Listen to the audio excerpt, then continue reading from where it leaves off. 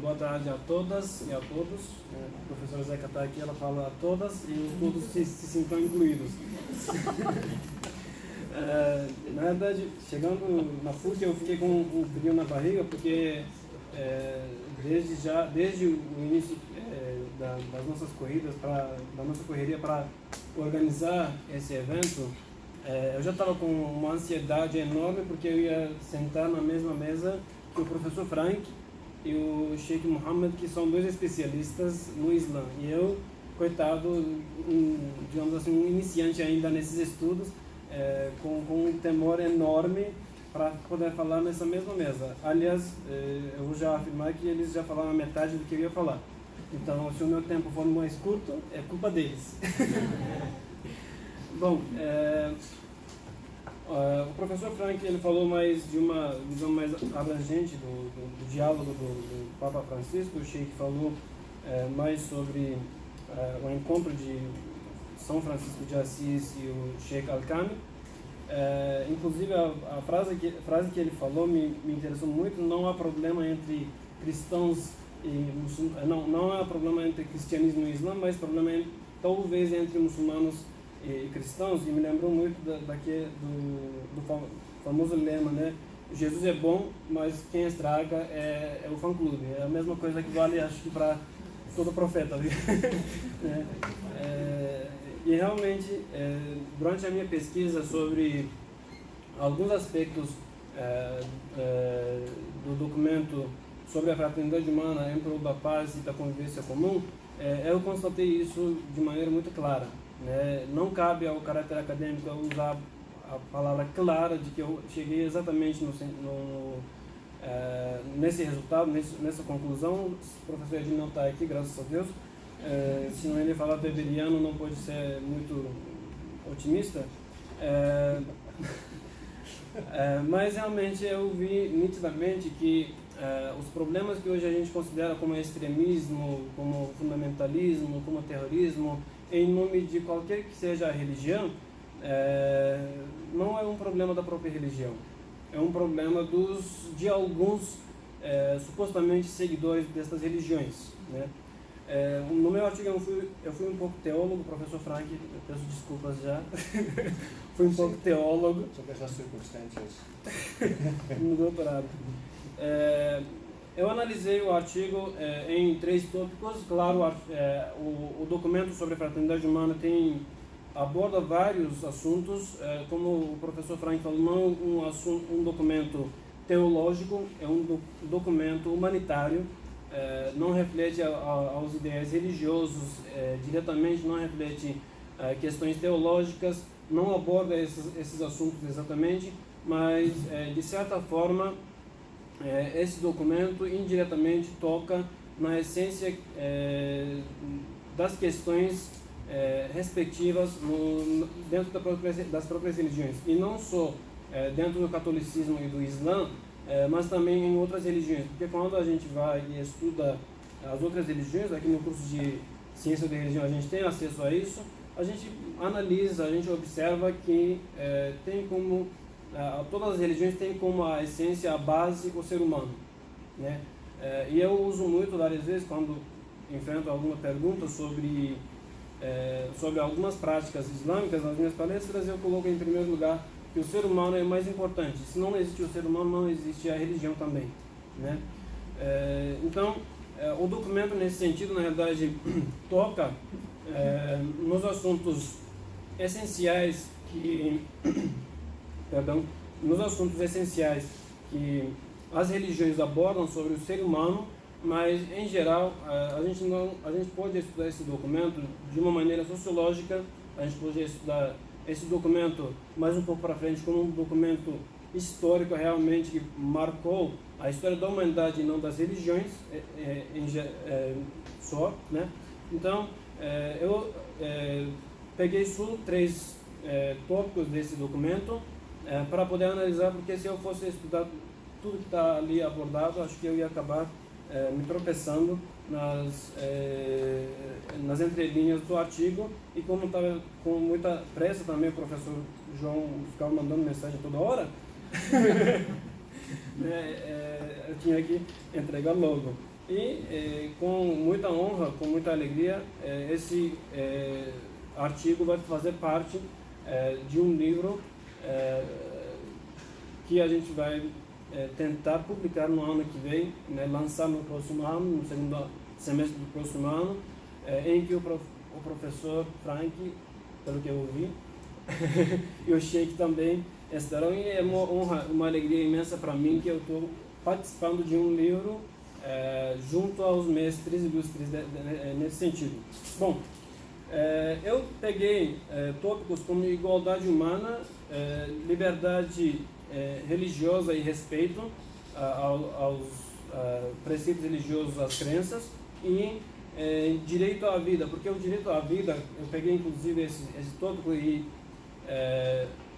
ocupa um espaço enorme dentro do artigo. Eu posso dizer que quase um terço do artigo só fala dessa questão de direito à vida, porque o documento em si vira e mexe fala desse assunto, né? Você vai ver direitos das crianças que sofrem no meio das guerras, das crianças que morrem no meio das guerras, as crianças que morrem no meio do mar na hora da imigração, fugindo dos conflitos de suas terras respectivas. Então eu peguei esse trecho, inclusive, né, esse tópico de direito à vida, a princípio, e isso ocupou mais espaço do que os outros dois tópicos. E aí eu fui tentando abordar sobre esses três tópicos, iniciando, claro, com a questão de diálogo interreligioso e o Islã, né? Esse assunto eu geralmente coloco nos meus textos, não deixo escapar, porque pesquisei bastante em quase todas as plataformas plataformas acadêmicas. Não tem muito texto, muita pesquisa sobre diálogo interreligioso e o Islã,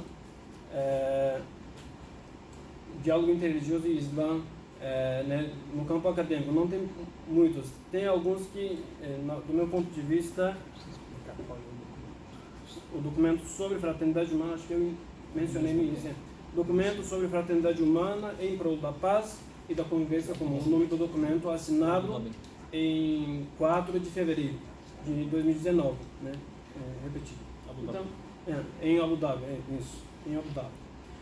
Quem assinou foi o Sheikh Ahmed Al-Tayyib, que é o grão-chanceler, o grão-imã da Universidade de Al-Azhar. É uma universidade renomada no mundo islâmico, é uma universidade de suma importância. Eu estive no Egito, tem estudantes até do Brasil estudando lá, né, convertidos ou muçulmanos nativos, digamos assim, que foram lá para estudar a teologia islâmica. Então, é uma universidade que reúne todos os muçulmanos ao redor do mundo, né? Então, é uma universidade de suma importância no mundo islâmico, e o Papa Francisco, que, claro, representa 1,2 bi, uma população de 1,2 bi de católicos, né? E se a gente for falar também, não sei se ele representa também as outras denominações cristãs, mas pelo menos o que eu sei do catolicismo, né? Então, eu fui falando primeiro sobre o diálogo interreligioso, e como o Sheikh já afirmou, o Islã está em diálogo com as outras crenças, as outras religiões, desde o seu início, né? Esse início é quando?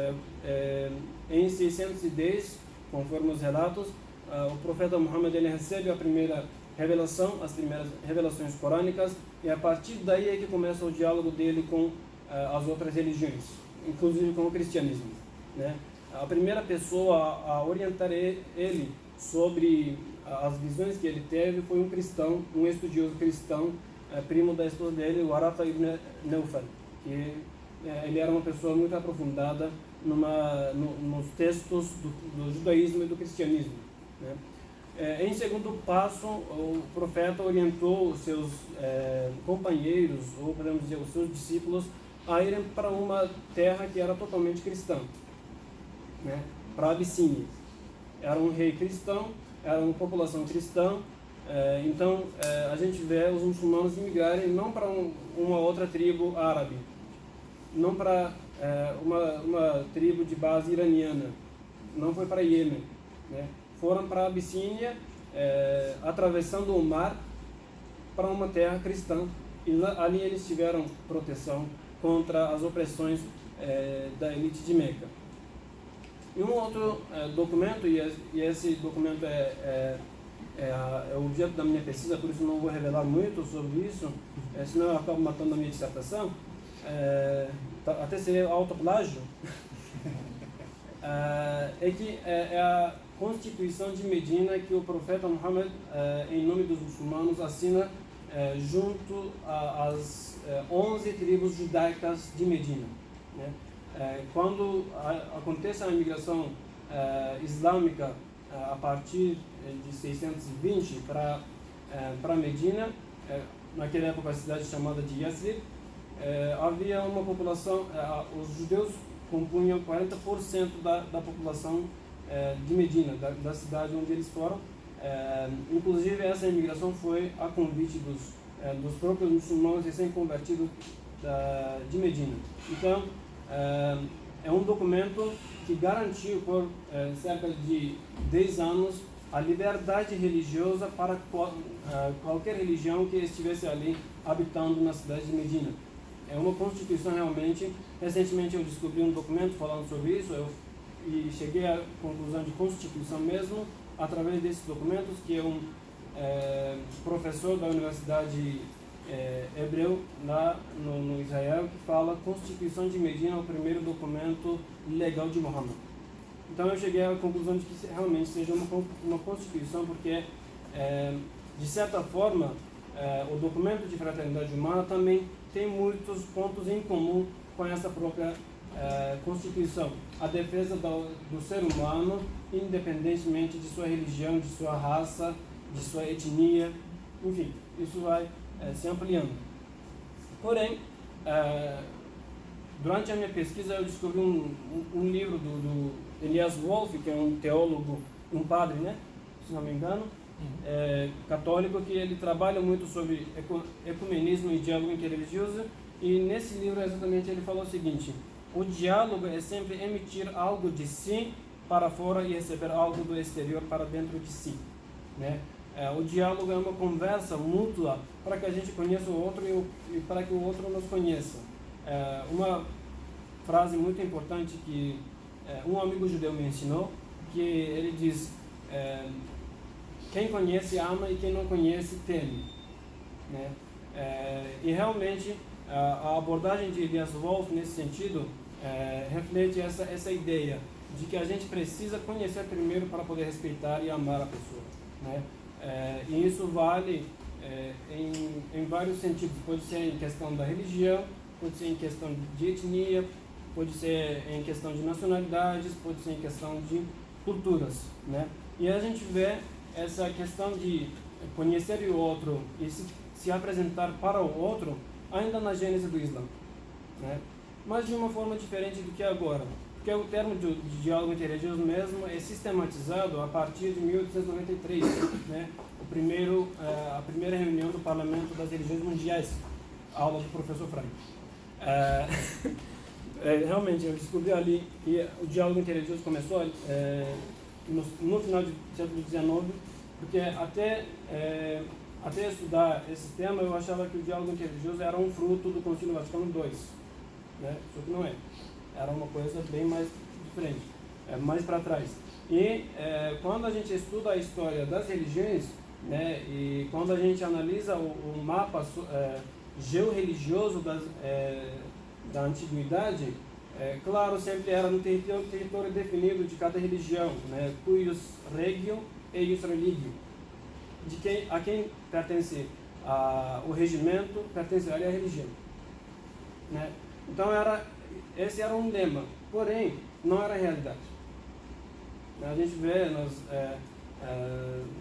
nos impérios islâmicos uma população enorme de cristãos também, né? A própria igreja matriz, a igreja ortodoxa matriz de Constantinopla, hoje em dia ainda continua, né? E os turcos tomaram lá há cerca de 600 anos. Portanto, essa questão de convivência entre diferentes credos, entre diferentes religiões, já existia na antiguidade, o diálogo já existia, porém a gente começou a sistematizar recentemente, né? Então, a gente vê tal diálogo ainda no século VII também, né? Não é uma coisa muito diferente. Se eu estou sendo muito apologético, isso eu sei que fere a minha identidade acadêmica de cientista da religião, porém, Michael Pai diz que a gente respeita o que o nosso objeto de pesquisa fala. Bom,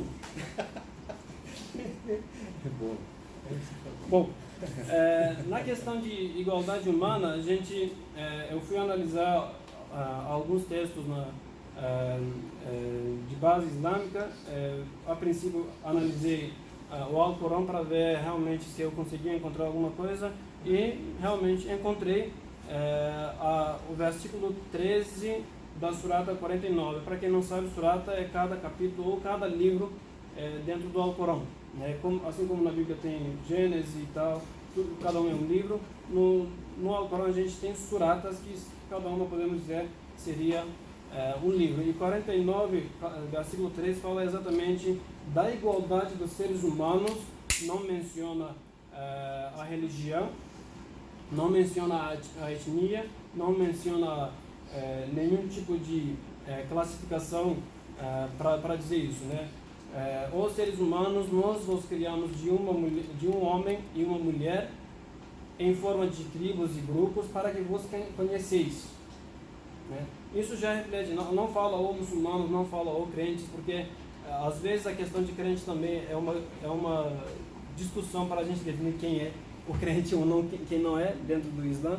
Então, o Islã já, no próprio livro sagrado, define a igualdade humana independentemente da questão de crença. E isso, no documento também, várias vezes é destacada de forma indistinta. Não faz referência aos católicos nem aos muçulmanos.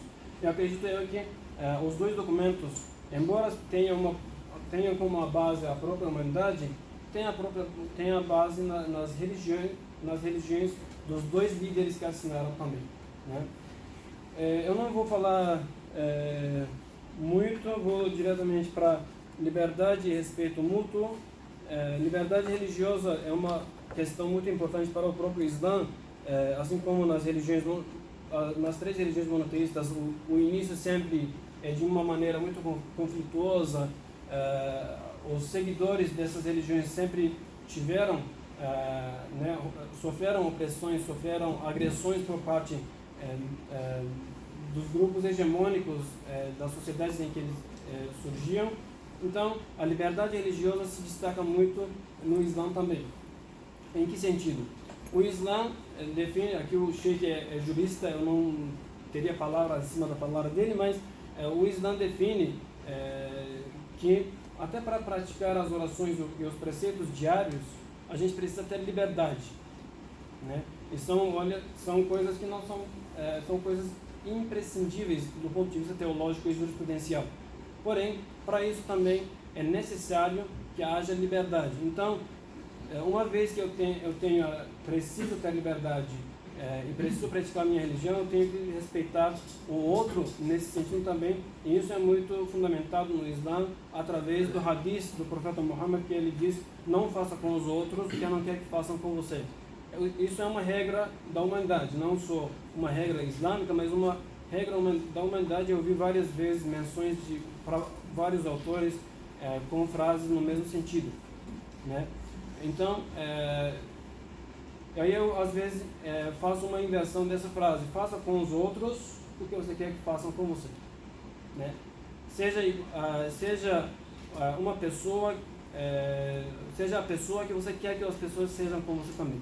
Então, precisa, do ponto de vista teológico do Islã, essa reciprocidade em questão de direitos e de liberdade. Quanto à questão do direito à vida, e isso é uma questão muito importante, né? Eles várias vezes no texto eles mencionam a questão de que, principalmente eles na realidade mencionam que o mundo já está no meio da Terceira Guerra Mundial em prática. Eu li o texto várias vezes para não ter algum erro, né?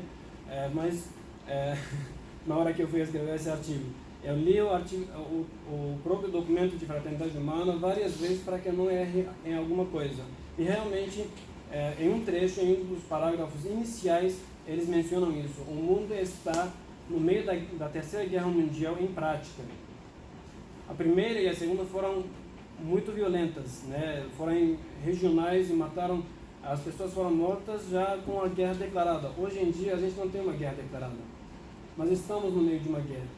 Então, um documento como este, assinado por 2 líderes religiosos e de religiões que são consideradas como opostas talvez, embora talvez não sejam, né, em questões essenciais ou fundamentais delas, é muito marcante porque representa que realmente o problema não está nas religiões, né?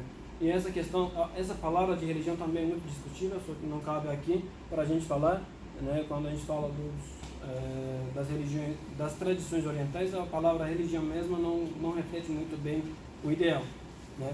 Então essa questão de que 2 líderes religiosos mencionam o direito à vida e a liberdade para os seres humanos, independentemente de suas religiões, de suas culturas, etc., é muito marcante porque acredito que seja a primeira vez que se faz isso na história da humanidade. Talvez seja ignorância minha que eu não encontrei outro texto, não tenha tido acesso, mas acredito que seja a primeira vez que 2 líderes religiosos fazem uma declaração dessa, né? E aí, quando falam de direito à vida, eles falam também que não existe guerra em nome da religião, né? E aí eu volto a mencionar o Sheik de novo. Não existe a guerra em nome da religião. Existe gente que usa a religião por interesses próprios, né? O Cortella, essas coisas de coaching, ele fala muito sobre essas coisas, e realmente eu gostei muito de uma frase dele, Mário Sérgio Cortella: a religião é coisa de gente. É coisa de gente, não é coisa de gente tonta, né? Então, realmente, quando a gente analisa essas supostas guerras em nome da religião, a gente vê que é uma coisa que acontece em nome das religiões nas mãos de gente tonta, né? E eu mencionei principalmente o jihad, que é uma palavra muito destacada. Quando a gente fala, muitas pessoas começam a tremer e tal. A palavra jihad que eu mencionei porque hoje em dia existe um termo chamado jihadistas, grupos jihadistas, que é referência para os grupos extremistas que matam, eu diria em nome do Islã, mas não seria propriamente em nome do Islã, né? Então eu peguei esse termo jihad e fui analisar um pouquinho através de fontes bibliográficas o que seria o próprio jihad, se o jihad é uma convocação à guerra, se ela é uma guerra santa ou não, né? Se é mal entendido ou é entendido corretamente, ou por que disso, né? Já esgotei o tempo? A palavra jihad, eu não sou árabe, então às vezes vou errar, o Sheik me corrige, por favor. A palavra jihad vem da raiz a palavra jihad vem da raiz jahada em árabe, que significa esforço, né? O árabe é uma língua complexa. De uma palavra de 3 consoantes você consegue produzir 64.000 diferentes formas com diferentes significados. Então, a palavra jihad é uma dessas palavras que no decorrer do tempo foi talvez confundida com outros sentidos. Ela vem da raiz, a palavra jihad vem da raiz jahada, que significa esforço, e a princípio esse esforço é no sentido de tirar os obstáculos entre você e Deus, né? E os sufistas muito bem declaram isso. O profeta Muhammad também declara isso, que o primeiro obstáculo entre o ser humano e Deus é o próprio ser humano, né? A própria pessoa, a minha própria pessoa. E ele mesmo fala em uma dos retornos dele de uma batalha, ele fala: nós estamos voltando do jihad menor para o jihad maior. Qual é o jihad maior? É a luta contigo mesmo, né? É difícil a gente superar o nosso ego, as nossas verdades ou talvez os nossos enganos, né, do que ir convocar as outras pessoas para tal ou tal religião. Então, a palavra jihad mesmo, no âmbito islâmico em geral, é concebida de uma maneira errada, né? Ou, se não é errada, no seu último significado, né? Porque o jihad, a princípio, visa a questão da gente começar por si e ir para o outro, né? Começa de dentro para fora. Portanto, ela é entendida de maneira errada. Por que é entendida de maneira errada? Porque historicamente houve vários conflitos de outras nações contra as nações que haviam adotado o Islã como uma religião oficial. Então, não era mais considerado um conflito entre duas nações diferentes, mas sim conflitos entre duas religiões. Portanto, houve estudioso que legislou ou decidiu que o jihad poderia ser a própria guerra. Porém, o termo árabe para dizer guerra, ou para a gente afirmar como uma luta contra o outro e tal, é qital, certo? É o próprio termo qital, não é próprio, não é o jihad. O jihad não tem nada a ver com o qital, são termos muito distintos. Porém, interesses políticos historicamente, questões que aconteceram no passado, problemas como cruzadas, causaram uma fusão entre esses dois significados. E hoje em dia existe um monte de tontos, eu peço perdão pela palavra que eu estou falando até agora, existem um monte de tontos que usam essa palavra no sentido que foi dado a essa palavra na história. O Islã sempre visa uma renovação nas legislações e nas decisões, até no campo da jurisprudência, né? Então, por isso que a gente fala, por exemplo, fundamentalistas, porque os fundamentalistas não aceitam uma renovação, né? Não aceitam uma coisa nova. Eles se baseiam, a princípio, naquilo que é escrito ao pé da letra no texto sagrado. Até a exegese corânica por eles não é aceita. Então, o jihad é entendido de uma maneira talvez errada, né, ou com um sentido muito antigo, e é praticada para justificar a violação do direito à vida de cada ser humano, principalmente dos próprios muçulmanos. Então, o que eu queria falar era isso. São os 3 tópicos que eu consegui extrair do documento sobre a fraternidade humana. É claro que tem vários outros assuntos a serem abordados no texto. A minha intenção é escrever uma segunda versão do mesmo artigo com outros tópicos, mas por enquanto está um pouco inviável por questões de conclusão do mestrado. Então,